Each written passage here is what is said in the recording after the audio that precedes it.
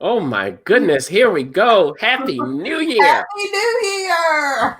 2021! We made it. I don't think the last year happened. Yeah, that's what you're doing. We're just erasing it out of history. Yeah, I remember 2019. Okay. That's your wellness strategy for 2021, right? Just eliminating 2020 altogether. Wait a minute. That number is hard. I can't even grasp it. Now, hello, welcome everybody to Entrepreneur Meal Plan Review, the first one of this new year. It Yes. is your host, Chauncey, here with the amazing chef and entrepreneur whisperer, Ooh. Brandy. Hey, Chef Brandy, everybody. how are you? I'm doing well. I'm doing well. I'm excited about this year. Yeah. I mean, you know what? We start a new year. We always look forward to all of the great things. And hopefully, the fruits of our labor from 2019 will now lead to 2021.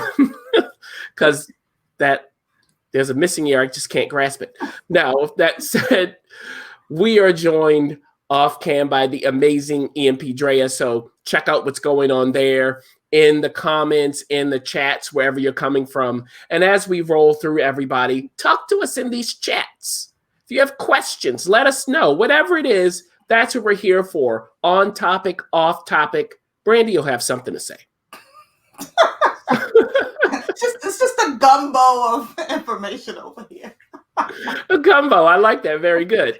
So speaking of gumbo, Brandy, the EMP gumbo is Ooh. available via membership. But Mhm. tell us, how can we become an EMP member? What does that mean? All of that good stuff. Yeah, so Entrepreneur Meal Plan, also known as EMP, is a community for entrepreneurs looking to do business and life well. So we're talking about what are the ingredients in this gumbo membership that we have here. What we do is we offer bi-weekly meal plans, which include recipes, shopping lists, and like a meal plan structure to suggest like when you actually eat this stuff. There's also these amazing weekly reviews where you get an opportunity to hang out with me, Chauncey, Drea, and other members of the community in the chat and ask us any questions and learn a skill that's going to make plant-based living, integrating it into your life so much easier. There's also a resource center for entrepreneurs who are trying to figure out more efficient ways to run their business and seeking that $250,000 a year annual revenue goal. In addition to just a bunch of really cool events and just vibes from the people that exist in this space. Yeah. So, in addition to these reviews that we do every Wednesday, you have your vibes that come up. Also, there is a special event coming up you're going to tell us about at the end. Yeah. Looking forward to that. Ooh, ooh, ooh. But January, did you rename this or is this real? I just It's renamed Kaleuary. Kaluary. Now, listen, if you are the originator of Kaluary, I did not Google to see, but when I was putting together the month, I was trying to figure out a cool way to integrate the name, and I'm like, oh, Kaluary, that seems right. Now, somebody else may own it, so if you do, I'll give you your credit. We'll give you your credit on the back end. Can you tell us what is the big deal about kale? Because I've had it. So What is the big deal about kale? Kale became rose to the top during the superfood identification era. Like, for some reason, people decided that they Wait a wanted minute, can to. I pause you, Brandy? I'm sorry, because you Yeah. said it. Can you break down for us what's a superfood? Does it matter? Where did this come from? Please tell us. So this is the brandy theory around superfoods. I'll give the disclaimer. Superfoods were something that, people went out into the world and discovered that there were these foods that had these benefits, i.e., plants. And they were trying to figure out ways for people to put more of them into their diet when people were, consuming. I think this was like right off of the heels of like the Atkins craze where everybody was like having a bunch of meat and cheese and stuff like that. And though they may have lost weight, which helps, like happens, their internal, numbers, stats, organs were all kind of jacked up. So the next phase of that of the world, like of the trend, was like, oh, we gotta figure out like what are some ways that people can kind of still eat that way, but like infuse some good nutrients into their body. Hence the superfoods, was this list of foods, right, that was identified to, they just had like higher levels of nutrients, minerals, vitamins, than one plant that, might have 1,000% vitamin C versus another one that has 900% vitamin C. And I'm not sure exactly what the scale was, how we determined like how did we get the superfood title. I also think superfoods have a lot to do with this idea of not only identifying like superfoods and like, I want to say like, I guess the American diet, but these foods that we found in other countries that you don't necessarily eat often, like the goji berry. Like nobody knew about the goji berry, right? Some dude went to the Amazon, found goji berries, wanted to sell them in a bar, decided to figure out a way to make them superfoods, and hence, now everybody needs a goji berry. So that's my rant about superfoods. I think all plants are superfoods, but that's just me. Exactly. So, kale. Go ahead. Tell us about the kale. Yes, good old kale. So the reason I thought kale was going to be how we kick off the year is because January is all about, and especially now as we're like going into, this next phase of the year, people are still trying to figure out immunity boosting, right? Like how do we keep our immunity high? And a lot of times when we think about vitamin C, we think about oranges, right? But kale has a really excellent source of vitamin C. Now, personally, I think kale's a little overrated, just in my own personal opinion from a culinary standpoint, a little overrated. But I want to kind of help us incorporate kale into our diet in different ways other than a raw salad or a chip. Yeah. And kale is not best raw anyway. Please help me, somebody. Now, It needs to work raw. I'm sorry. Now, there are people who love kale, and great. I'm cool with it if it's prepared well. And Brandy, are there any other kinds of leafy greens or maybe cruciferous vegetables that we can treat like kale where we could substitute if we wanted to? I mean, I would probably go with broccoli, which is, I'll go with broccoli. I personally like bitter. I know people are very against bitter sometimes, but bitter herbs actually have a ton of herbs, and vegetables have a lot of nutrients in them. So I like mustard greens. I know mustard greens are an acquired taste. So what you could do is mix them with another like green. Like growing up, my grandma would always mix greens. It would be like kale, collard. I don't think I ever had any green individually except collard greens. Every other time I had them, they would mix. So that's a way to like incorporate them into the diet. Excellent. Yeah. And look, you can always throw some spinach in it. Oh, well, right. Good old spinach. I forget about spinach. Yeah, I love spinach. I think it's a super. Yeah.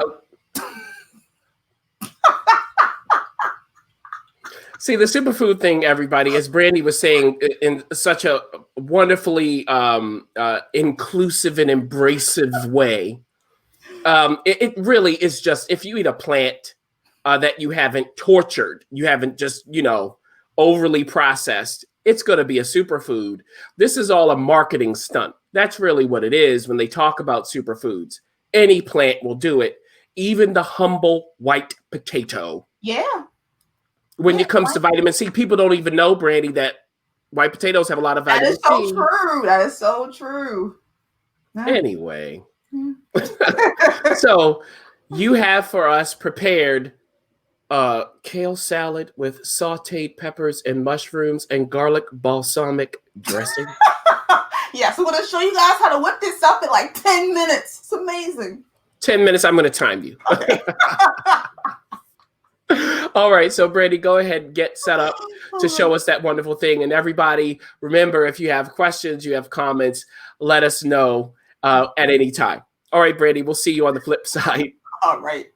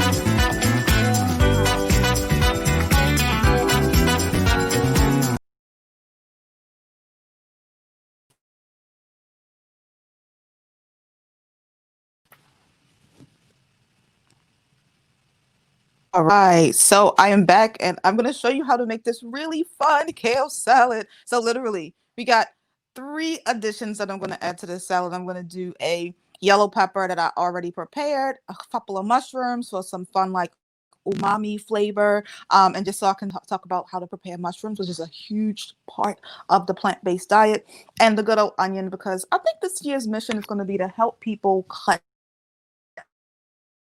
onions properly. And I'll talk about the kale after the fact. So I'm going to actually start by just dropping these yellow peppers right into a pan that is heated behind me on medium, right? So we're going to talk through this onion. So we got the good old onion. You want to cut an onion from top to bottom. This is your bottom, this is your top. You want to hold it and cut it right there. Now, you keep these little things on the end because this is your guide. This is going to make sure that your onion does not fall apart. Cut the front off, and then we're going to peel off the skin. Right, good old onion. Now, this skin is not to be wasted, okay? This is some skin that you can use for your stock bag. So what I like to do is put all of my ends of different vegetables into a bag, drop them into the freezer, and then when I'm ready, I have enough, I make a homemade stock. So this goes into that bag. Now, just a little tip. If you're cutting onions for raw usage, you want to cut them from front to back.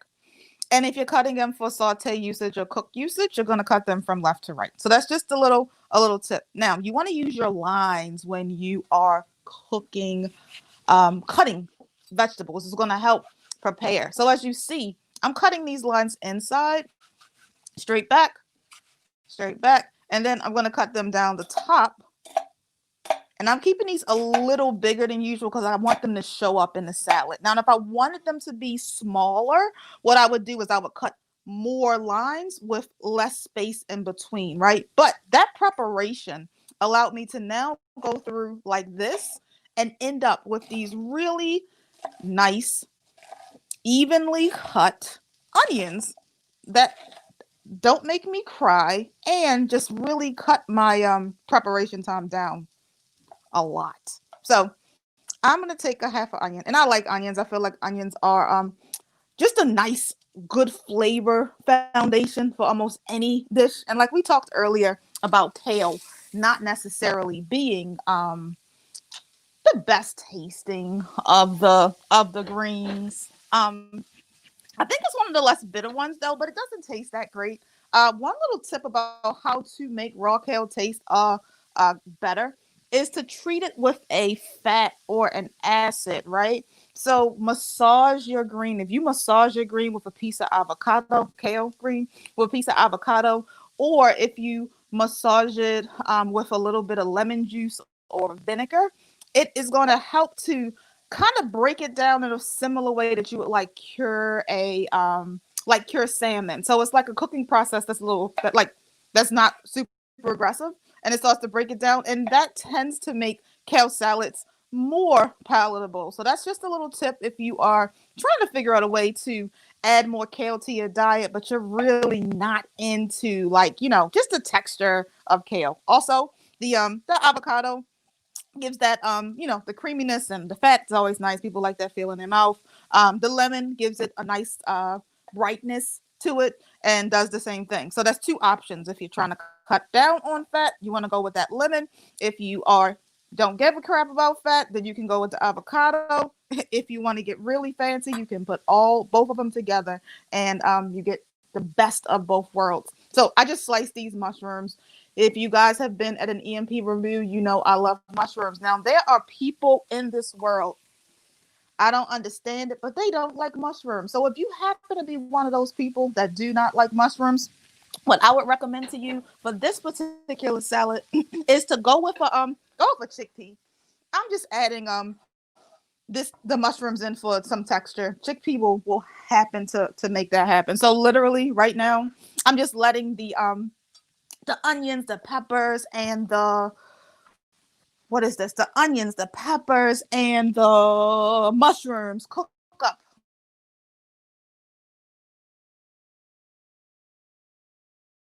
behind me. This is kale. And this is kale from the bag. Okay, we're not we're not working that hard. I'm not cutting kale. Now, if you're one of those people that have kale fresh and you want to cut it, highly recommend just getting some kale. Now, I got this kale from Aldi's. Aldi's is a grocery store based in Germany, now in the United States. And a fun fact about Aldi that most people don't know is that Aldi's has two locations in the like internationally, right? So they have a brand that is red and white, and they have a brand that is orange and blue.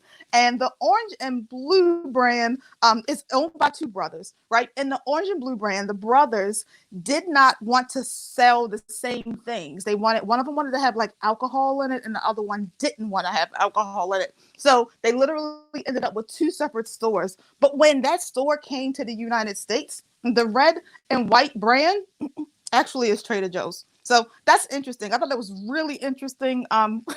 Random fun fact that I learned just from consuming information. So just sharing that with you. I know some people are familiar with all these and the brand, and they're not necessarily sure like what it is. There's no name brands. What is this stuff? Oh my goodness, is it good food? Listen, it's food. This bag of kale, this is organic kale.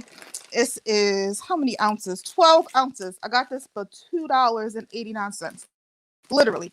Organic kale, $2.89. Now, does it who cares that it's simply natural and not, I don't know, Green Giant? If they even make organic kale. But yeah.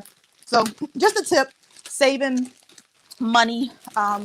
Explore Aldi. I like that place. I like that place a lot. So I'm smelling these onions and mushrooms and peppers behind me. It's getting very, very nice in here. I wish smell-o-vision was a thing. Maybe it'll come eventually. So yeah. So I'm just gonna rinse off this kale.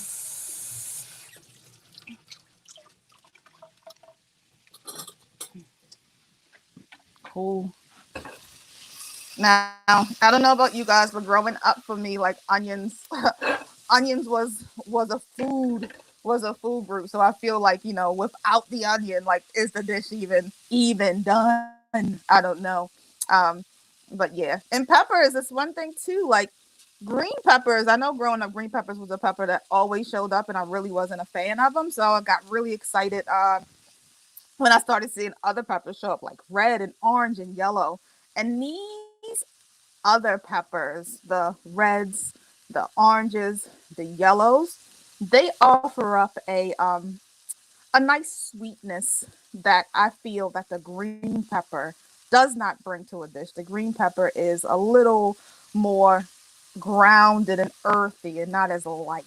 So if you are looking for um, something that is a little sweeter in the pepper division, I would try to go outside of the green family. So I'm just going to bring over the pot that I have been cooking these veggies in, and I'm just sauteing them um, lightly. I'm going to put a little bit of balsamic vinegar in here.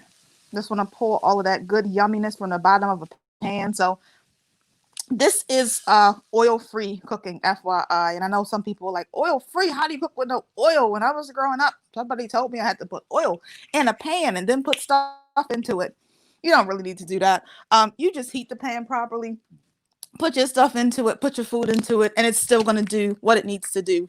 This week I'm not focusing on the browning, but there's a ton of videos in the membership that goes into like watching me do brown things in an oil-free pan. And throughout the Caluary, we'll also have a couple of dishes where you will see the browning technique, so you can see that you don't need the oil. But put this in. I used a little bit of balsamic vinegar to just like get everything off of the bottom, because I did get some caramelization on some of these onions, if you guys could see. And I'm throwing some garlic in because I just like garlic.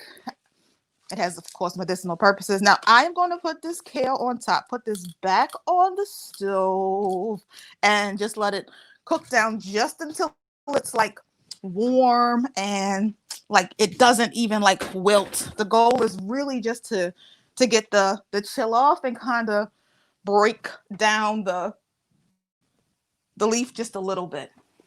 So yeah. So warm salad. This idea of a warm salad, I cannot remember what restaurant I was in when I first experienced a warm salad. But I remember when I had it, I was like, oh, this is super, super cool. Because for me, I always think about salads as something that's cold. And I it was the dressing, because they didn't do the leaves. The leaves were not warm, but the dressing was warm. And it was something about that, like, warm drizzle of whatever the heck that was on the salad that just, I don't know, it just kind of changed my life and expanded my salad horizon. So if you have never considered a warm salad, like, give it a try. It's actually pretty fun. Pretty fun. So yeah, I am at the tail end of this salad now. Chauncey's gonna let me know when I get back if we are within that 10-minute range, even though I think I should get a slight grace period because I did teach about the proper cutting of an onion, but we will see if I need to take advantage of that when I get back over there. So see how the salad just kind of, the greens just kind of got a little like brighter. They broke down just a little bit. And now I'm going to take this and put it into this bowl.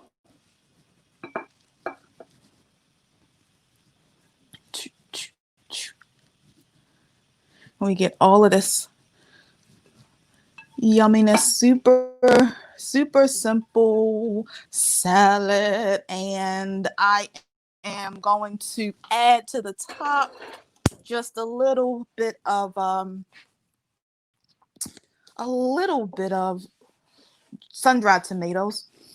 First off, I have some sun-dried tomatoes that I want to use. Second off, I really like sun-dried tomatoes, so I'm gonna just rough chop a couple, put some on top. Sun-dried tomatoes also add a saltiness, and if you notice, I actually did not put any salt into this dish at all. So I'm gonna get my salt from these yummy sun-dried tomatoes that also add a little bit of color to this dish too. And break up just a little more, just to throw around, and then I'm going to put some fresh black pepper on top because it's something about the combo of salt and pepper. So if I'm going to add the salt note, I want to add the pepper note to round it out.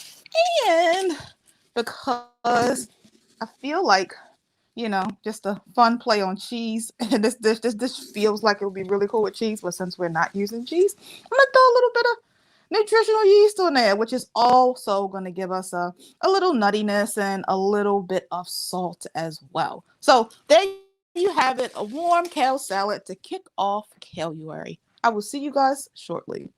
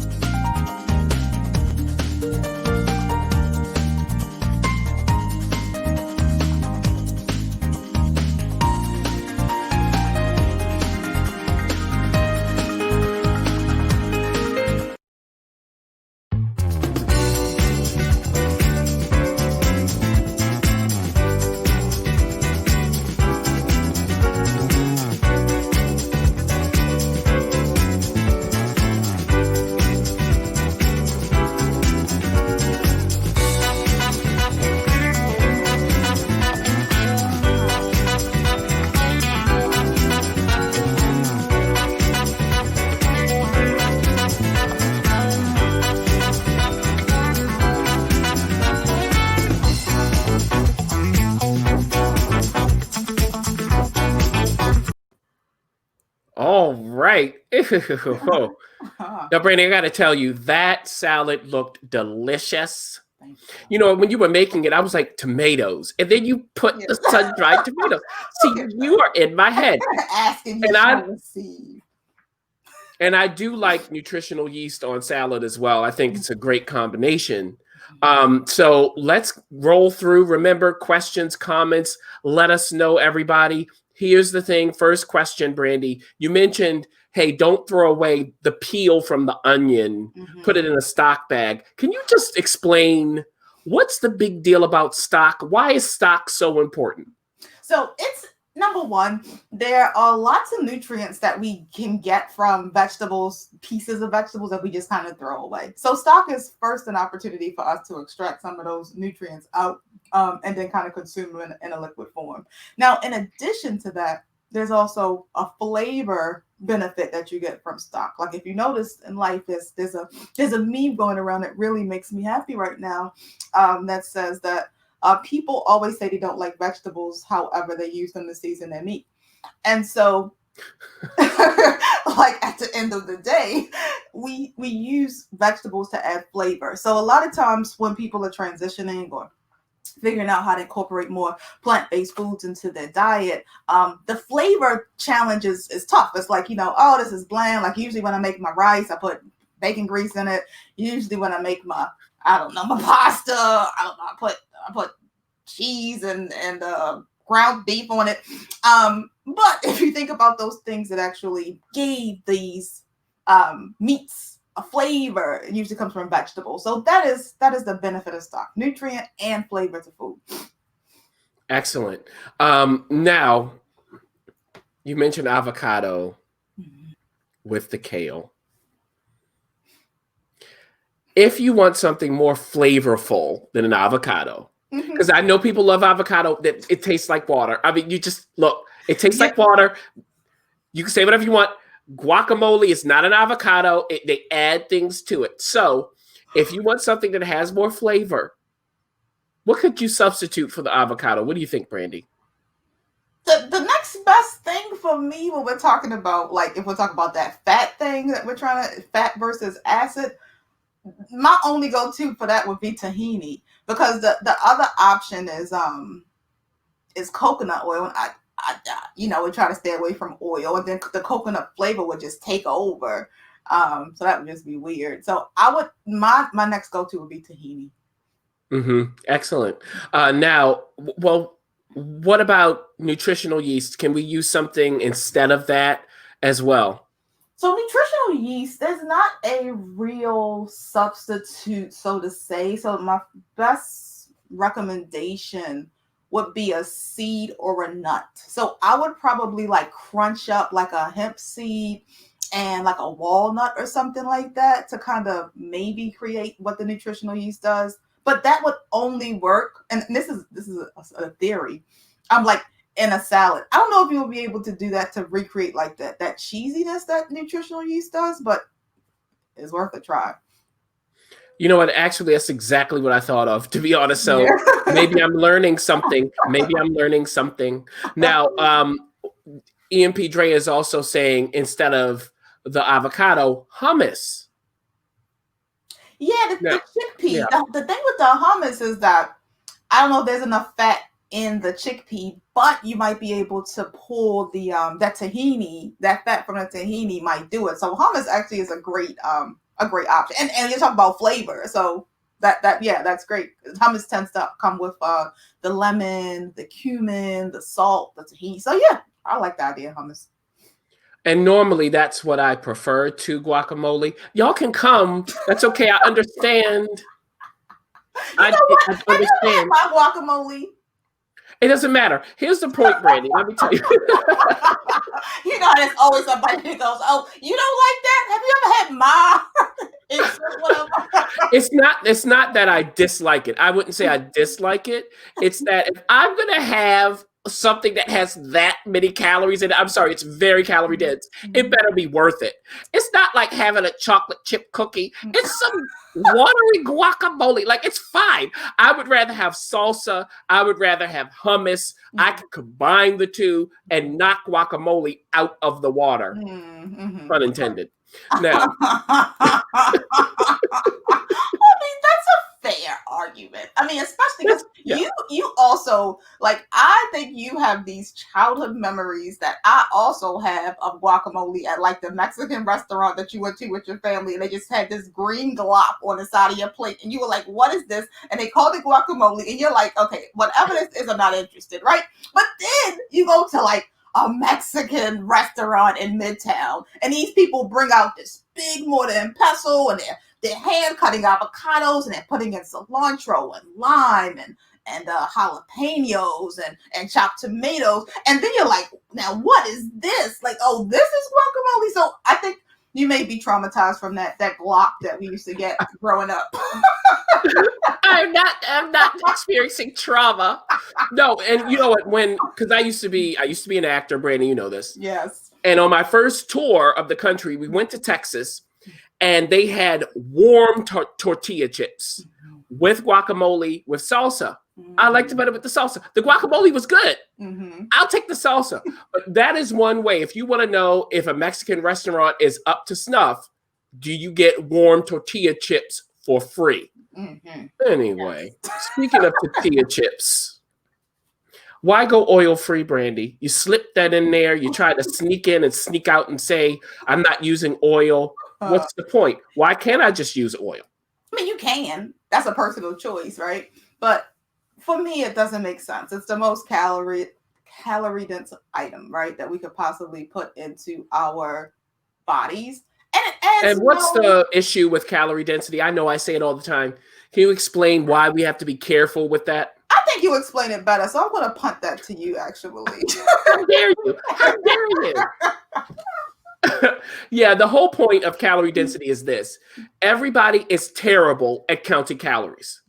We are not created for that. We're not good at it. Even experts, I've said it before, Brandy, when they've studied experts, nutritionists, they had them try to approximate calories in dishes, and they were around 30% off. Now, 30% off is huge. Huge. So meaning they could say it's 1,000 calories, it's really 1,300. No. Yeah, and no.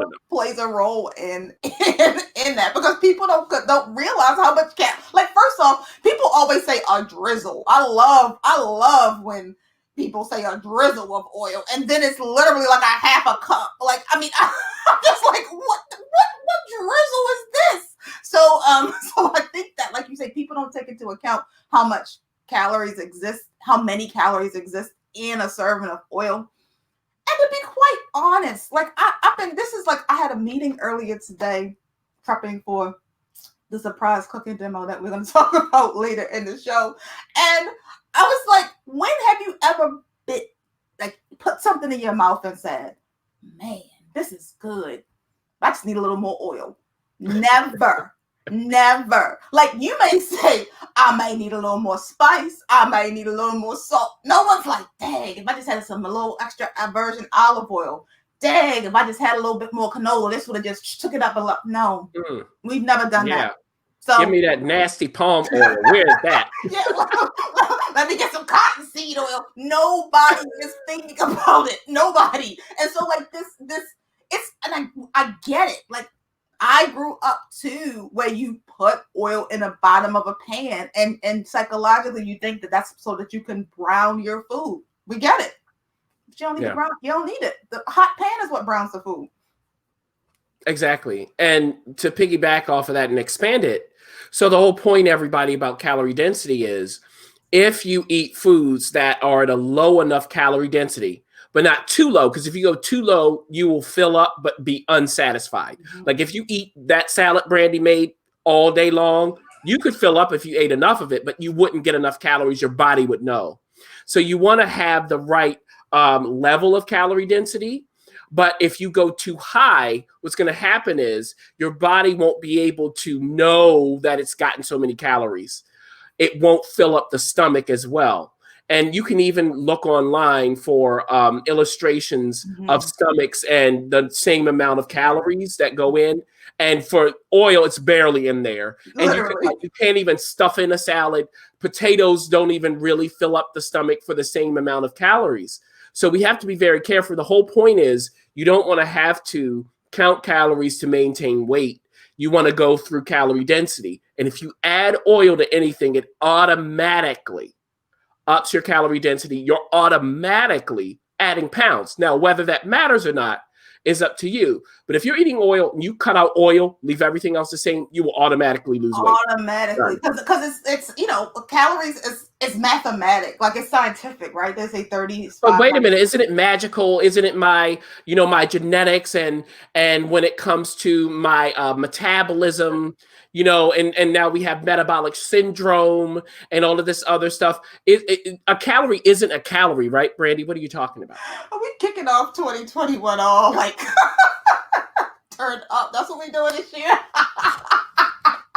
Look, we have to bust Listen, myths. I know, no, guys, it's scientific. 3,500 calories equals 1 pound. That's what it is. That is the science. That's mathematical. What does Well, that can you mean? explain? Because wait a minute, people will be like, I ate this one day and I got on the scale and I was 5 pounds more, or I didn't eat this and then the next day I was 5 pounds lighter. Yeah, well, you got guys. You got to take into consideration water weight. There's certain things that you have that you put in your body. Salt is one of them that it help you retain water. So you got to take those things into consideration. Hence the reason we also try to talk about having low salt in your diet too. Not in addition to no oil, like low salt and no added sugar, low added sugar. I mean, so whatever. Holiday season, we definitely had some added sugar. Trust and believe, I had definitely had some added sugar.